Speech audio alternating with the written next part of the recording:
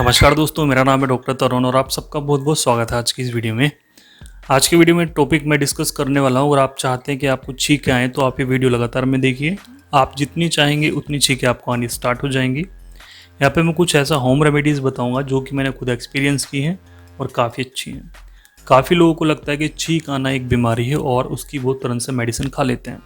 जिन लोगों को कंटिन्यूसली छींक आते हैं वो तो एक बीमारी के रूप में माना जाता है कि पेशेंट को साइनोसाइटिस की प्रॉब्लम हो, पेशेंट को राइनाइटिस की प्रॉब्लम हो और उनको कंटिन्यू में छींक आती है, वो तो एक तरह की बीमारी है जिसका ट्रीटमेंट होना बहुत ज़रूरी है। बट कुछ पेशेंट होते हैं जिनको एक दो छींक आती है, परेशान हो जाते हैं।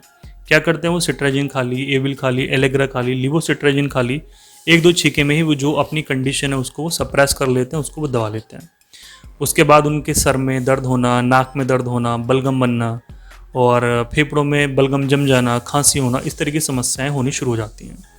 तो यहाँ पे फिर पेशेंट को लगता है कि कुछ पेशेंट जनरली ऐसे भी होते हैं कि हमारा सिस्टम बंद है, हमें छींकें आ जाएंगी तो हम जो है बिल्कुल ठीक आ जाएंगे। कुछ पेशेंट बोलते हैं कि डॉक्टर साहब हमें कुछ ऐसी मेडिसिन दीजिए जिससे कि हमें छींकें आनी स्टार्ट हो जाए।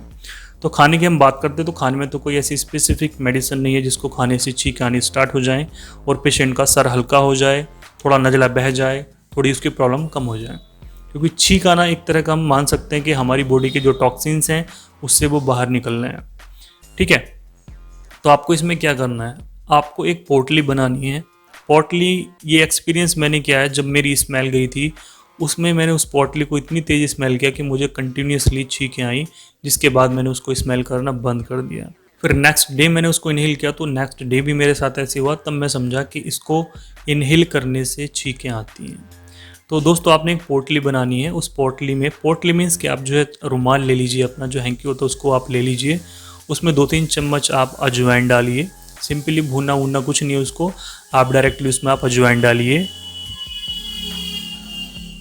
उसके बाद आप उसमें 2-3 इलायची डाल लीजिए, जो मसाले वाली बड़ी इलायची होती हैं आप उसमें डाल लीजिए। इसके बाद आपने उसमें काली मिर्च डालनी है। बस ये आपको 3 चीज़ें यूज़ करनी है इसमें, ठीक है, क्योंकि मैंने भी वही 3 चीज़ें उसके अंदर यूज़ की थी। तो आपने अजवाइन लेनी है थोड़ी सी, और आपने इलायची लेनी है, और जो काली मिर्च होती है आपने वो लेनी है, उसको आपने बांध लेना। 3-4 काली मिर्च आप ले लीजिए, उसको आप बांध लीजिए और उसको आप इनहेल कीजिए। इनहेल किस तरीके से करना है कि थोड़ा डीप इनहेल कीजिए, थोड़ा तेज से इनहेल कीजिए। तेज से मीन्स ये नहीं करना कि आपने बहुत तेज से कर लेना और फिर आपके जो है नाक में कुछ प्रॉब्लम हो जाए। थोड़ा थोड़ा आप उसको डीप कीजिए, थोड़ा तेजी से आप कीजिए, मतलब मीडियम तरीके से आप इसको कीजिए।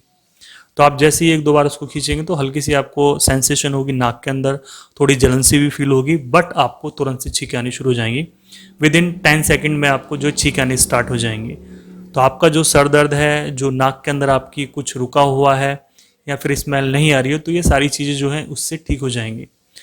तो काफ़ी लोगों को चाहिए कि जी हमें छींक के लिए, हमें छींक बहुत आती है, उसके लिए मेडिसिन बता दीजिए।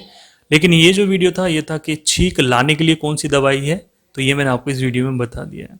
तो आप इसको कितना करेंगे ये आपके ऊपर डिपेंड है कि आपको कितनी छींक लानी है, आपको कितनी छींक आई इससे। तो आप इसको जनरली 1 या 2 ही बार कीजिए, आपको बहुत सारी छींकें आ जाएंगी। इसको ऐसा नहीं करना, कई दिन तक लगातार करेंगे तो ये चीज़ आपको नुकसान दे सकती है। तो आप इसको 1-2 बार करके आप इसको छोड़ दीजिए। 1-2 बार करेंगे आपको बहुत सारी छींकें आ जाएंगी, तो आप इसको छोड़ दीजिए। ठीक है, कंटिन्यूसली करेंगे तो इसके कुछ ना कुछ साइड इफेक्ट्स जरूर होंगे। दोस्तों बस आज की इस वीडियो में इतना ही। वीडियो अच्छा लगा वीडियो को लाइक कर दीजिए, चैनल पे नए हैं तो चैनल को जरूर सब्सक्राइब कीजिए। Thank you so much.